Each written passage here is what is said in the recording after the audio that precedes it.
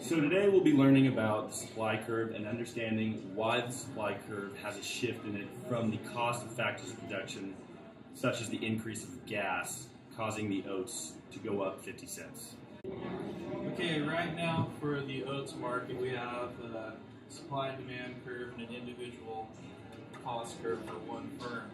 So right now, as the market stands, we are at 40 cents, and bring 40 cents to over here. This is our marginal revenue will be at 40 cents.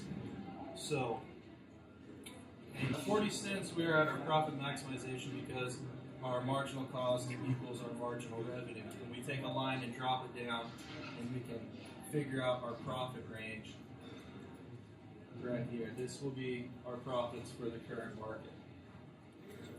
Now, say tomorrow fuel prices jump 50 cents, and our prices of factors of production are going to go up.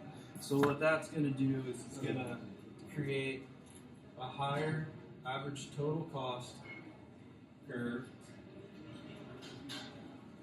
and a higher marginal cost curve.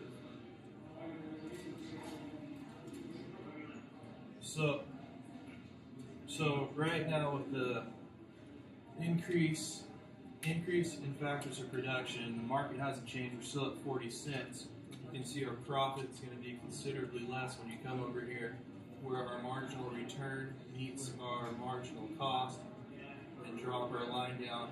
Our profit margin has shrunk to this area right here. And immediately, so we can go back to our profit maximizing production level, we have to drop our production back to 1,500 bushels of oats. So that's the short run. In the long run, we're not the only firm that has had price increases for fuel. So all firms, to go back to their profit maximizing point, are going to have to drop their production. This is going to cause an overall drop in supply in the market. So that's going to create a new equilibrium price, which is higher. Now, get rid of this. Now with our new price, say 60 cents, we come over here, we bring our 60 cents over, we drop it down, and we go off of our new cost curves. So now our profit margin is going to be from marginal cost or marginal returns to down to our average total cost, and our profits are going to come back up in the long run as supply shifts to the left because the prices of factors of production, and we create a new equilibrium price that's related back to the firm and brings our profit back. Okay, so looking here at our original graphs, for marginal cost, you can see that for an additional unit, it'll cost 40 cents, and the same thing with marginal revenue. For an additional unit, it'll give us 40 cents. So this is our point where our profit is maximized, and from this, we won't produce another unit or bushel of oats. So at this point, our net change is 0, and we'll stay with what we have.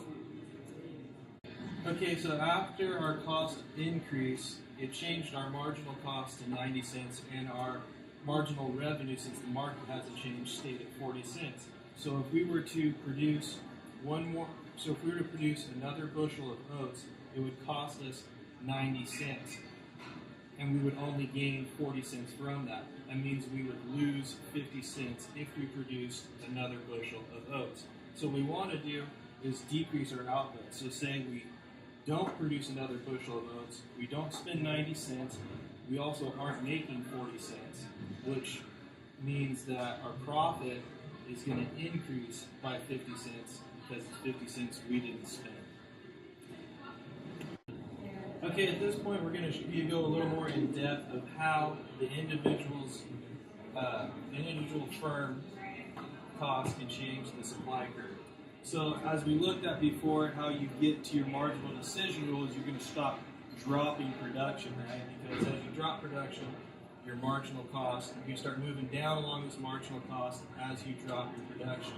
So we keep dropping our production, like we showed before, until we get to where our marginal cost equals our marginal revenue, which is going to be this point on the graph. That's where the two meet all the time. So after all that, we're producing only 1,500. And since all firms have the price increase, the overall market is going to be producing less by the same percentage.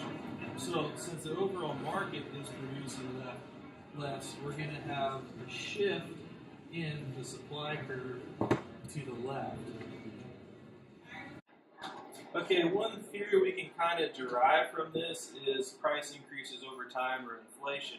We can kind of sum that up by, say, in our original market here, we had our price at 40 cents and we had our profit margin in this area. And firms were happy, they were making this much money. And then the prices, factors of production went up, it dropped our profit margin to a smaller area. So with less production, or with less profit, firms started producing less. With less production, we moved the supply, shift over. So movement along the demand curve and created a new equilibrium price. So the market changed.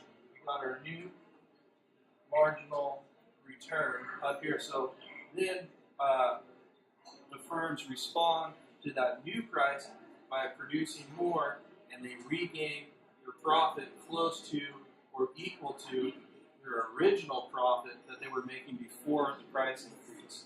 So this basically just makes a cycle as prices increase for the individual firm, prices increase in the market because of the supply shifter and the movement along the demand curve, and that price is reflected back to the firms.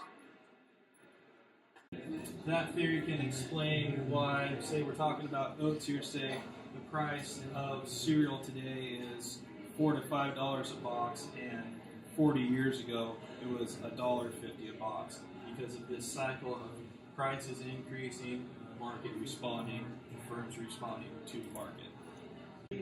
We can also say that because, say before a price increase, we were profiting 20 cents profit.